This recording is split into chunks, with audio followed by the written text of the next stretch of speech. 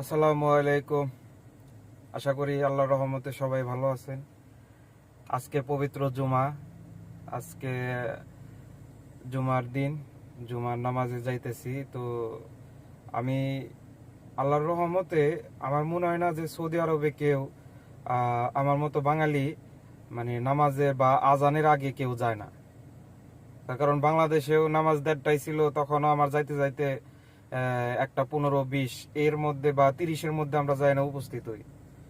আর এই সৌদি আরবে আইসা আল্লাহর রহমতে আমি আজানেরও 10-15 মিনিট আগে আমি মসজিদে যাই আমার মালিককে নিয়ে, আমার কফিলকে নিয়ে। তো এটা হলো আল্লাহর দেওয়া একটা নিয়ামত।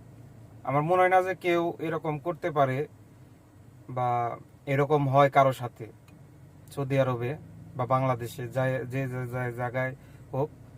মানে আজানের আগে যে আমি যাই না উপস্থিত হই। তারপরে আপনার যে ইমাম সাহেব আছে, ইমাম সাহেবের সামনাসামনি যে ইটা আছে, আমি ওইখানে বসি। তো খুতবা শুনি। আপনারা দেখেন নামাজ কয়টার মধ্যে আরম্ভ হয়, আপনাদের দেখাবো, দেখেন, সমস্যা নাই।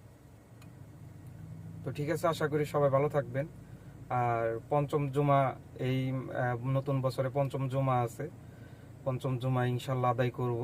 প্রথম জুমা আজকে পড়তেছি। তো আল্লাহ হাফেজ।